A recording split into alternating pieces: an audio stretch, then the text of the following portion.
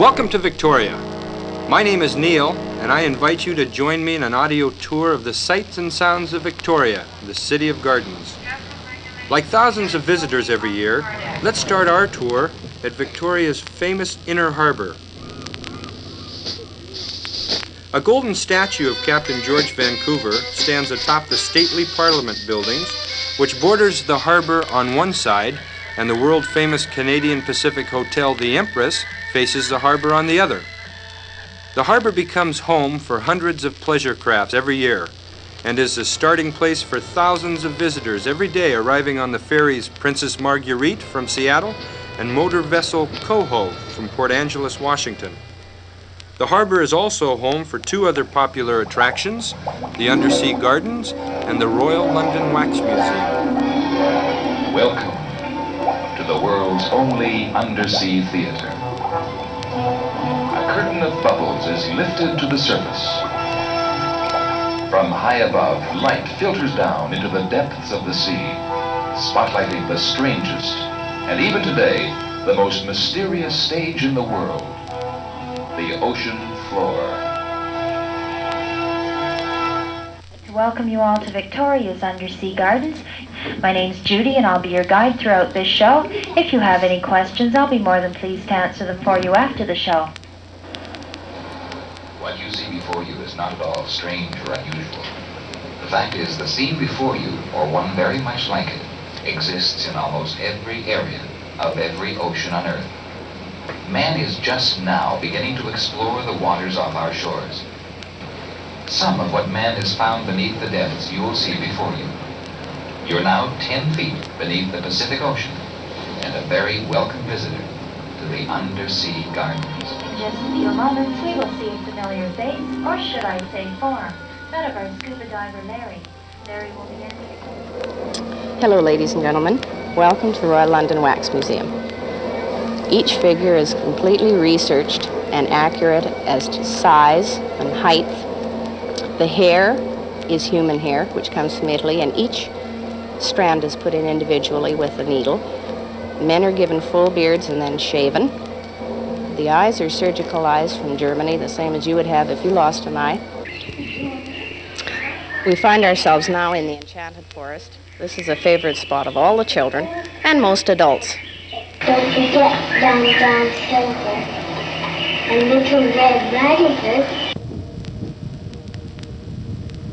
This is the Last Supper, painted over 4.5 centuries ago in a church in Milan by Leonardo da Vinci and recreated here by Josephine Toussaint. We have a job. 32 minutes past the hour. Neil Armstrong, Buzz Aldrin, and Mike Collins are on their way to be the first men on the moon. Contact light. We copy, get down, Eagle. Listen, Tranquility Base here. The Eagle has landed. Although the surface appears to be very, very fine-grained as you get close to it, it's almost like a powder. I'm going to step off the limb now.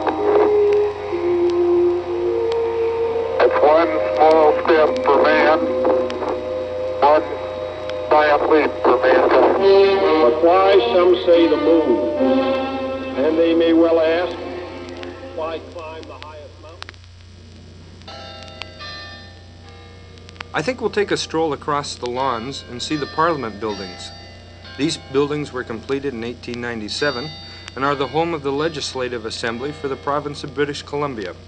Let's pick up on one of the many tours conducted by the staff for residents, visitors, and school children alike.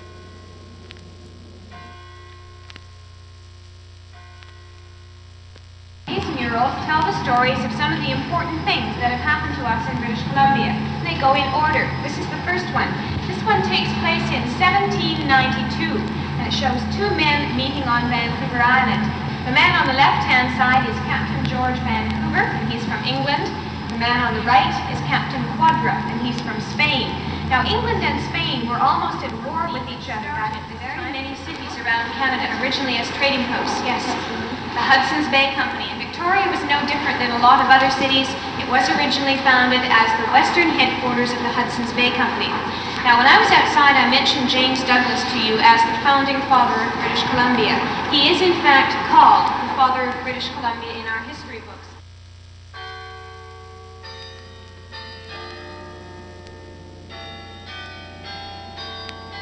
Blending from the old to the new, let's cross the street to the Provincial Museum, a must for any tour of Victoria.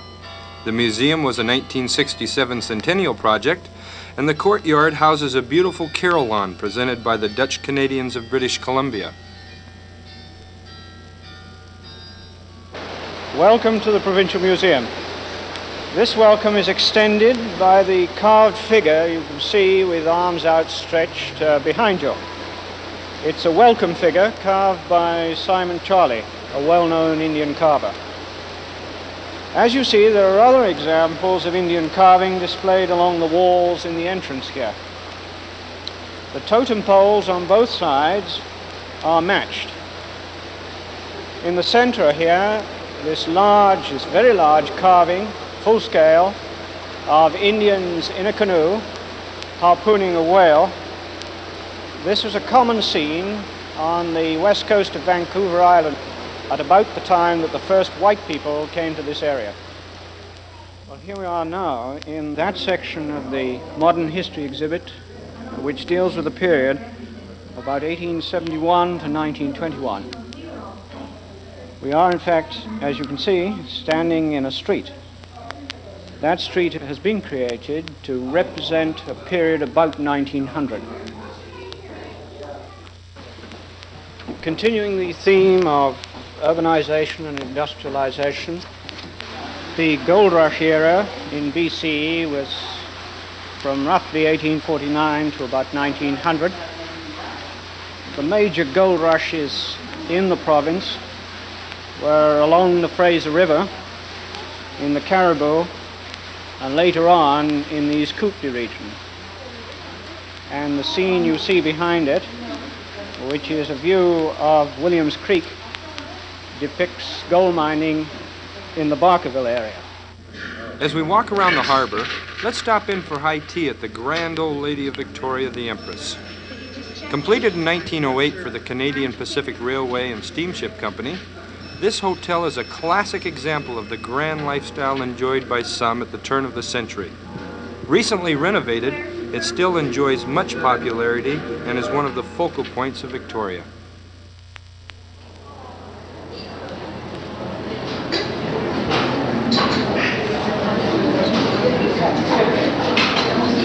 Let's sneak out the side door. Here we are at the fabulous Prince Albert Collection of Miniatures at Miniature World.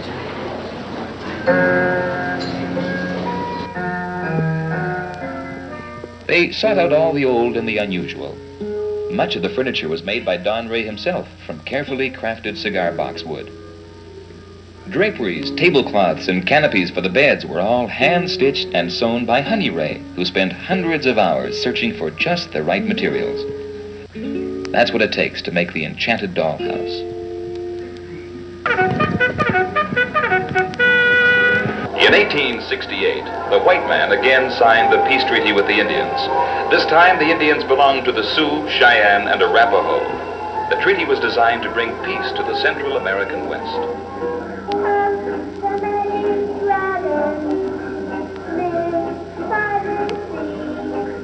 Allied troops pushed southward from the beaches at Normandy. Among them were over 4,000 Canadian soldiers. In spite of heavy civilian casualties, the French welcomed the liberators enthusiastically.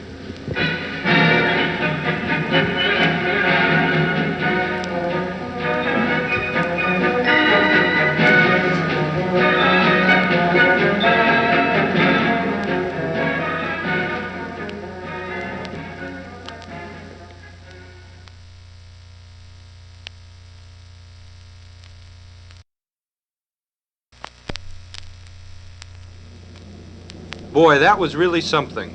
Now, across the street, we find the Nootka Court Shopping Complex and the Classic Car Museum. We have the Classic Car Museum, featuring over 40 classic and vintage cars. The years run from 1904, an Oldsmobile, through the fabulous 30s. Such outstanding classics as a DV32 Stutz boat tail speedster and a 1938 Horch German general's touring limousine. Also on display are the replicas of the crown jewels of England. The originals housed in the historic Tower of London are valued at least $100 million. These jewels are used in one of the world's oldest and most colorful ceremonies, that of the crowning of the kings and queens at Westminster Abbey. Let's look at the crown first. Since the time of the Greeks, the crown has been a symbol of excellence and a mark of royalty. And the 6 crowns you see here each have their place in the coronation ceremony. A short stroll along Government Street, recently converted into a pedestrian-oriented shopping mall, finds us at the very beginnings of Victoria herself, Bastion Square. We're standing now in Bastion Square, which is the oldest part of the city of Victoria. This was where the Hudson's Bay Company built its fort. The Trial Island Lantern is located pretty well on the site of the northeast bastion of the fort. Around the square are some of the oldest buildings of Victoria, including this building, in which the Maritime Museum is located. It was built in 1899 as the provincial courthouse. In the museum itself, you'll see an old birdcage elevator, which is one of the oldest in North America. It was built in 1853. Within the Maritime Museum, you will see many professional, authentic models covering maritime matters generally, telling the story of the sea and the seaman, everything from a Chinese junk to the actual vessel Tillicum, in which Captain Voss sailed from Victoria around the world just about exactly 75 years ago. It was originally an Indian dugout canoe, added a keel to it, added some ballast, put on some masts, and set out single-handed. It was a fantastic voyage. It's considered one of the great classics of single-handed seamanship, and we're very happy to have the original vessel here for people to see. Now if we hurry, we'll catch an original London double-decker bus and get on the Grey Line tour to the world-famous Butchart Gardens. Good morning, ladies and gentlemen. My name is John Fitzgerald, and I'd like to say on behalf of Grey Line in Victoria, welcome to the capital city of British Columbia. I'd just like to fill you in, if I may, on how Butchart Gardens came about, so it'll be a little more interesting when you're going through there. Mr. and Mrs. Butchart came from Owen Sound, Ontario. They arrived here just about the turn of the century. They bought a 120-acre property, which you will see in just a moment out here on Todd Inlet. They discovered that in the center of it was a fairly good deposit of natural limestone, which was of a very good quality. And Mr. Butchart, being quite an enterprising gentleman, decided to manufacture cement with his newfound limestone. He built a cement plant out here, quarried the limestone from the center of his property, and manufactured cement for about 15, 16 years. This really is a magnificent property, and right in the center of it now they have this awful eyesore, a disused limestone quarry half filled with water the year round. Mrs. Butchart decided to turn the quarry into the now very famous Sunken Gardens, world famous I might add. They brought in topsoil by horse-drawn vehicle. Mrs. Butchart and one other gardener planted most of what you'll see out here in the Sunken Gardens herself. You may be interested to know also, ladies and gentlemen, that they have 35 gardeners out here the year round on a full-time basis, 5 days a week, and at the height of the summer they have around 125 employees. This will give you some idea of what they did with the old limestone quarry that was really an eyesore and also dangerous, of course. Hyacinths and English daisies, tulips and daffodils. This is called the Ross Fountain, incidentally. This was put in here in 1965 to celebrate the 60th anniversary of the gardens. Boy, it's sure hard to pull yourself away from the gardens, especially at dusk when the unique lighting system transforms 25 acres of gardens into a breathtaking fairyland. But pushing onward as we must, we descend behind what is affectionately known as the Tweed Curtain to lovely Oak Bay. Oak Bay is a quiet residential community known for its British atmosphere, and is home to Sealand of the Pacific. I'd like to introduce you to our male Hyla and our female Nutka. Hyla, our male, is almost 10 years old and he weighs close to 4 tons. And Nutka, our little female killer whale, is 3 years old. She weighs 1 ton. Now, here's one reason why we call this the world's wettest killer whale shell. Move right out of the way down there.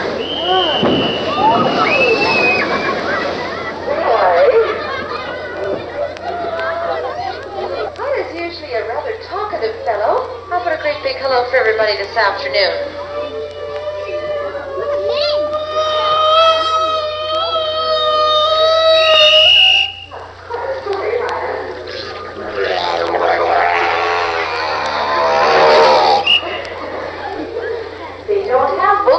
Like we do, they constrict the muscles around their blowhole and force air through it. They can make a tremendous variety of noises. Many of them are above or below our own hearing range. Right now, I'm just going to do a tail slap in the center of the pool, so keep your eye on that orange ball. Good one. Watch for some very beautiful dolphin leaps now in unison by both Hyla and Nutka. Beautiful jump, and one now, beautiful jump, Hyla. Okay, now if you've got a camera, focus it right over by where our trainer is standing and watch the water somersault.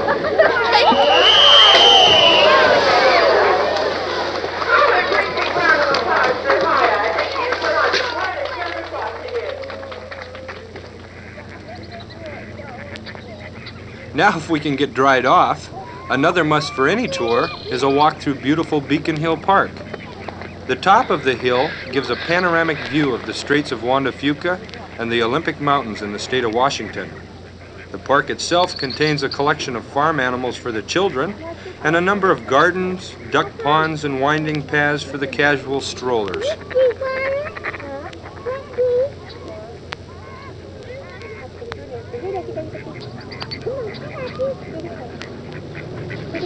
And now, ladies and gentlemen, a few words from His Worship, Mayor Mike Young.